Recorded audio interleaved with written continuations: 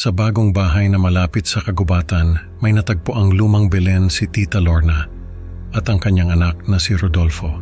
Pero hindi nila alam na ang mga figurine na ito ay may lihim na koneksyon sa mga diwata ng kagubatan. Isang gabi, nagising si Tita Lorna sa nakakakilabot na presensya sa tabi ng kama ni Rodolfo at dito nagsimula ang kwento ng mga multo at diwata. Ano ang kapalit ng pagsunog sa Belen at paano nila haharapin ang mga nilalang na ito? Alamin natin sa kwento ng Ang Belen ng Kagubatan. Kadarating lang namin dito sa bayan. Ako si Tita Lorna. Bago lang akong balo. Noong nakaraang taon ay pumanaw ang asawa kong si Tito. Bago magpasko ay lumipat kami ng anak kong si Rodolfo sa isang bahay na malapit sa kagubatan. Malaki yung bahay at mura lang ang renta. Kaya kahit na medyo luma na ay kinuha ko na. Sabi ko noon kay Rodolfo, sa susunod na taon ay magpapagawa kami ng Christmas lights sa labas ng bahay. Magpapalagay ng mga palamuti sa mga bintana, sa mga pinto at sa bakuran. Maglalagay ng malaking Christmas tree sa sala. Yung Christmas tree na may mga makukulay na ilaw at mga regalo sa ilalim. Natuwa naman si Rodolfo sa sinabi ko. Nung lumipat kami ay naisipan naming maglinis ng attic. Doon namin nakita yung lumang Belen. Medyo marumi na yung Belen at may mga sira na yung mga figurine. Pero sabi ni Rodolfo ay ayos lang daw at pwede pa naman daw ayusin. Natuwa naman ako nung nakita ko yung Belen. Kahit medyo luma na, naisip ko na at least may palamuti pa rin kami sa Pasko. Pero parang may kakaiba akong naramdaman nung hinawakan ko yung mga figurine. Natuwa naman ako dahil kahit papaano ay may palamuti pa rin kami sa Pasko. Nung gabing yon ay narinig kong may kinakausap si Rodolfo. Pumasok ako sa kwarto niya at nakita ko siyang nakaupo sa kama at kausap yung mga figurine ng Belen. Sabi niya sa akin, kinakausap daw siya ng mga figurine at may mga kwento raw ang mga ito tungkol sa kagubatan. Sabi ko naman sa kanya, huwag siyang makikipag-usap sa mga figurine dahil baka may multo na nakatira roon. Tumawa lang si Rodolfo at sabi niya ay wala naman daw masamang intensyon yung mga figurine. Nung mga sumunod na araw ay napansin kong lagi na lang kinakausap ni Rodolfo yung mga figurine. Kahit anong gawin ko ay hindi ko siya mapigilan. Isang gabi, nagising ako dahil sa isang masamang panaginip. Napanaginipan ko na may isang taong nakatayo sa tabi ng kama ni Rodolfo. Tumayo ako at pumunta sa kwarto niya. Nakita ko na nakahiga si Rodolfo sa kama pero yung paligid parang biglang lumamig. Sa tabi niya, may nakatayo na lalaki na nakasuot ng barong Tagalog.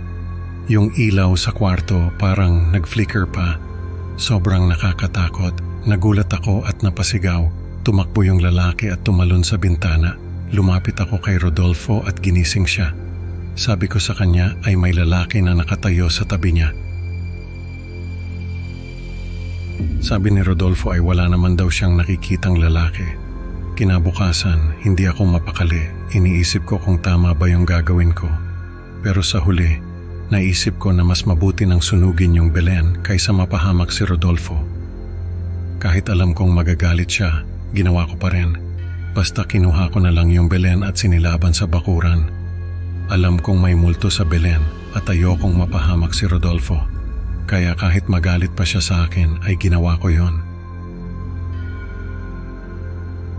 Nung bisperas ng Pasko, nagising ako dahil sa mga kaluskos sa labas. Tinignan ko kung gising pa si Rodolfo pero wala siya sa kama niya.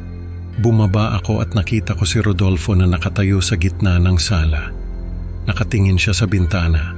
Tinignan ko kung ano yung tinitignan niya at nakita ko yung mga multo na nakadamit ng tradisyonal na kasuotan.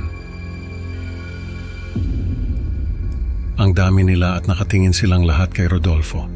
Lumapit ako kay Rodolfo at hinila ko siya paakyat sa kwarto. Pero sabi niya ay gusto raw niyang makinig sa mga kwento ng mga ito. Sabi ko sa kanya ay delikado ang makipag-usap sa mga multo. Pero sabi niya ay hindi naman daw multo ang mga ito, kundi mga diwata. Nung marinig ko yon, ay naisip ko na baka nga mga diwata ang nakita ko sa unang gabi na nakatayo sa tabi ni Rodolfo. Pero natatakot pa rin ako dahil hindi ko alam kung anong intensyon ng mga ito sa anak ko. Hinila ko si Rodolfo paakyat, pero nagalit siya sa akin at sinigawan niya ako. Sabi niya ay gusto niyang makinig sa mga kwento ng mga diwata. Doon na ako nagalit at sinampal ko siya. Napaiyak si Rodolfo at tumakbo siya palabas ng bahay. Sinubukan kong habulin siya pero hindi ko na siya naabutan. Paglabas ko ay nakita ko na nakapalibot sa kanya yung mga diwata. Niyakap ko si Rodolfo at sabi ko sa mga diwata ay huwag nilang kunin ang anak ko. Nagsalita yung isa sa kanila at sabi niya ay hindi raw nila kukunin si Rodolfo. Nagalit daw sila kasi yung Belen para sa kanila ay parang tahanan. Sinunog ko yon nang hindi ko alam na may halaga pala yon sa kanila. Nagmakaawa ako sa kanila at sabi ko ay hindi ko alam na pag-aari nila yung Belen. Akala ko ay may multo lang na nakatira roon. Sabi ko ay patawarin nila ako at huwag nilang kunin si Rodolfo. Sabi nung diwata ay hindi naman daw nila kukunin si Rodolfo. Pero dahil sinunog ko yung Belen ay kailangan daw namin itong bayaran. Binigay nila sa akin si Rodolfo at sabi nila ay sa susunod na taon ay kailangan naming maglagay ng Belen sa bahay. Kapag hindi raw namin ginawa ay babalik sila at kukunin si Rodolfo. Niyakap ko si Rodolfo at tumakbo kami papasok ng bahay. Pagpasok namin ay tumakbo siya paakyat sa kwarto niya. Ako naman ay nanatili sa sala at tinignan yung mga diwata na unti-unting naglaho. Kinabukasan ay nag-usap kami ni Rodolfo. Sabi niya sa akin ay hindi raw multo ang mga kinakausap niya kundi mga diwata ng kagubatan. Kaya lang ay nagalit sila dahil sinunog ko yung Belen. Sabi ko sa kanya ay natakot ako nung makita ko yung nakatayo sa tabi niya. Kaya ko sinunog yung Belen. Sabi niya ay hindi naman daw masama ang mga diwata. Gusto lang daw ng mga ito na may makausap at makinig sa mga kwento nila. Nung lumipat kami sa mas ligtas na lugar sa bayan, ay may dala-dala si Rodolfo na isang figurine mula sa Belen. Sabi niya ay hindi raw niya sinabi sa mga diwata na may tinago siyang figurine. Hanggang ngayon ay kinakausap pa rin ni Rodolfo yung figurine. Sabi niya ay ang dami raw kwento ng mga diwata tungkol sa kagubatan. Ako naman, nung lumipat na kami, parang nag-iba na ang tingin ko sa mga diwata. Hindi ko inasahan na may mga ganong nilalang pala na naninirahan sa kagubatan.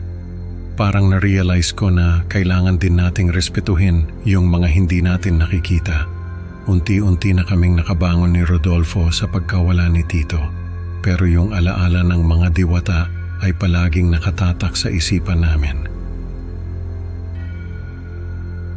Sa kwento ng Ang Belen ng Kagubatan, natutunan natin na dapat nating igalang ang mga bagay na hindi natin lubos na nauunawaan. Salamat sa pakikinig mga kaibigan. Huwag kalimutang i-like at mag-subscribe para sa mas marami pang nakakatakot na kwento.